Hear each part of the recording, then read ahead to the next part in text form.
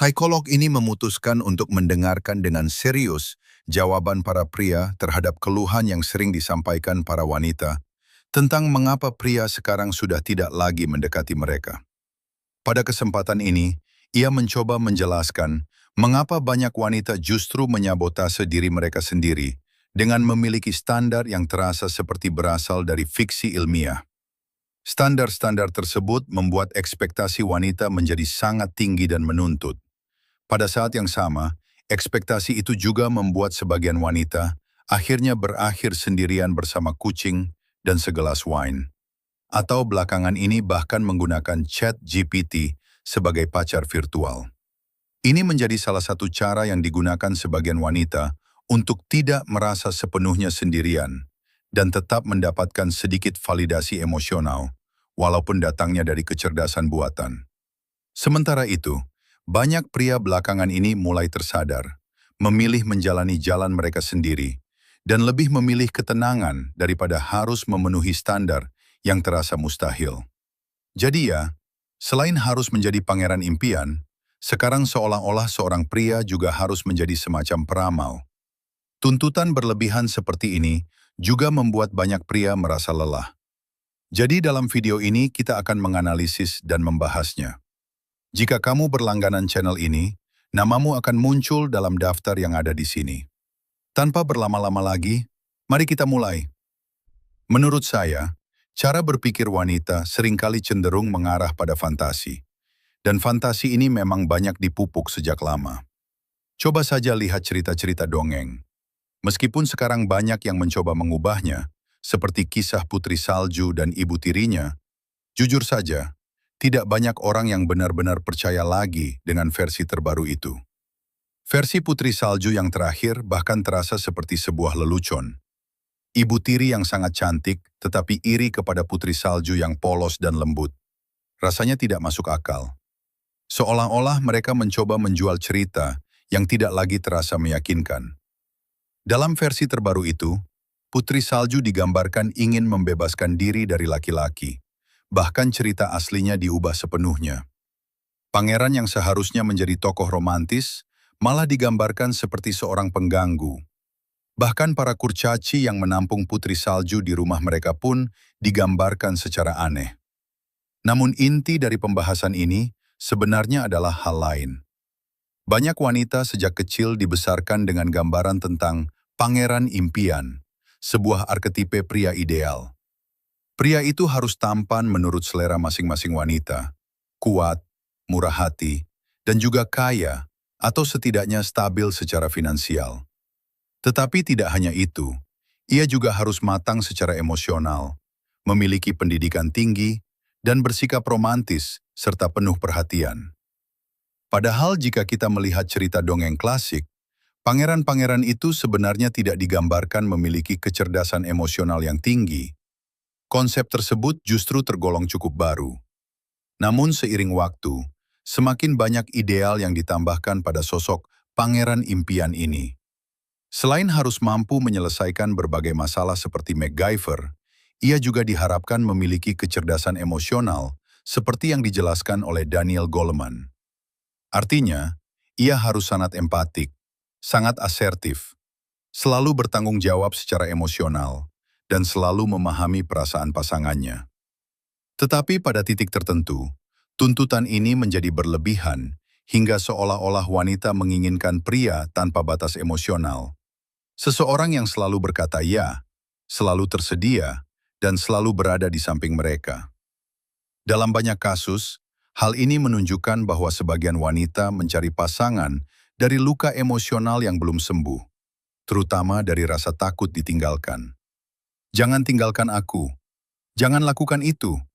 Bersikaplah seperti ini. Masalahnya, banyak dari mereka terbiasa dengan hubungan yang tidak sehat. Dan perlu ditekankan, ini tidak berlaku untuk semua wanita. Ini lebih merujuk pada tipe wanita tertentu. Misalnya, wanita modern yang mungkin memiliki trauma relasional atau trauma emosional yang kompleks. Mungkin juga memiliki kecenderungan kepribadian tertentu. Itu sendiri sebenarnya bisa menjadi topik video lain. Mereka menuntut begitu banyak karena memiliki luka batin tertentu, Tetapi proses penyembuhan itu adalah tanggung jawab mereka sendiri, bukan sesuatu yang bisa diselesaikan dengan menemukan pangeran impian. Bahkan jika pria itu sempurna, misalnya seperti kakak, ia tetap tidak akan mampu mengisi kekosongan emosional tersebut. Mengapa? Karena satu-satunya orang yang benar-benar dapat mengisi kekosongan itu adalah diri mereka sendiri. Kamu bisa saja seperti MacGyver, seperti Profesor X yang bisa membaca pikiran, sangat kaya, atau memiliki fisik seperti Adonis. Tetapi jika wanita tersebut belum menyelesaikan masalah psikologisnya sendiri, kamu tetap tidak akan pernah cukup.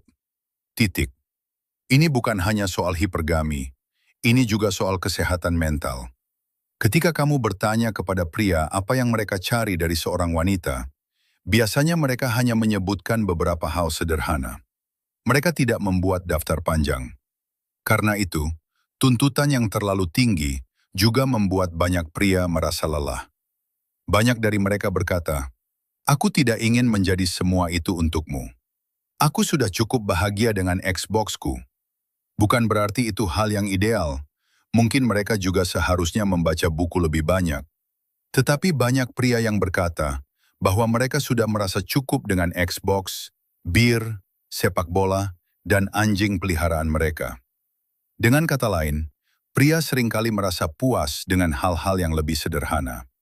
Wanita, di sisi lain, sering membutuhkan lebih banyak rangsangan eksternal untuk merasa baik. Teman, rumah yang indah, ketenangan batin, validasi di media sosial, keamanan finansial, dan juga citra diri tertentu. Karena itu dunia emosional wanita seringkali terasa lebih kompleks.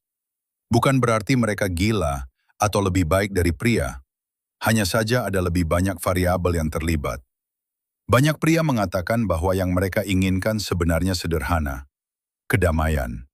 Bagi wanita, kata kedamaian terkadang terdengar membosankan, seolah-olah hanya pulang ke rumah lalu menonton TV sepanjang hari. Tetapi sebenarnya bukan itu maksudnya. Bagi banyak pria, kedamaian berarti tidak terus-menerus dituntut. Wanita sendiri sering sangat menuntut, bahkan terhadap diri mereka sendiri. Ini tidak bagus. Mungkin aku harus mengubah itu. Ini bisa dibuat lebih baik. Mereka mencoba satu pakaian, lalu pakai yang lain, lalu berpikir untuk mengubah sesuatu lagi. Tekanan terhadap penampilan juga seringkali datang dari perbandingan antar wanita sendiri. Melihat teman, tetangga, atau perempuan di Instagram. Pria jarang memperhatikan detail kecil seperti itu. Karena itu muncul pertanyaan, seberapa besar tekanan ini sebenarnya berasal dari wanita sendiri? Wanita sering ingin mengubah banyak hal, termasuk pasangan mereka. Sayang, bagaimana kalau kamu potong rambut seperti ini? Janggutmu mungkin lebih baik dicukur. Kacamata ini mungkin lebih cocok untukmu. Sepertinya kamu perlu membeli kemeja baru. Memang benar hal seperti ini sering terjadi.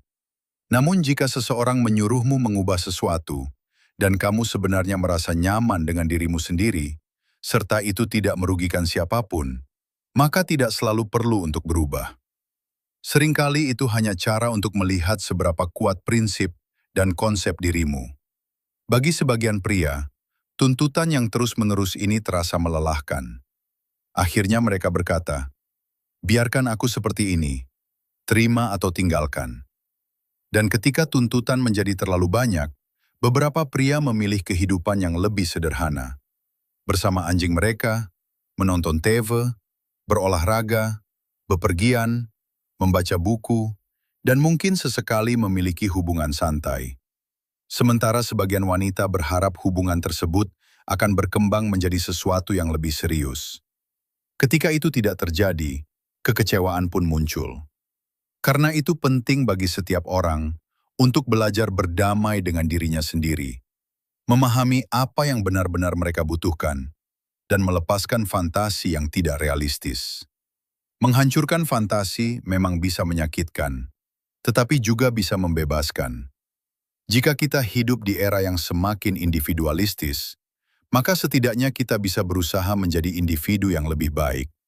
Setelah itu, baru kita bisa memutuskan Apakah kita masih ingin percaya pada hubungan jangka panjang, keluarga, dan kehidupan bersama? Pada titik ini, saya setuju. Untuk memiliki hubungan yang sehat, kita harus terlebih dahulu baik-baik saja dengan diri sendiri.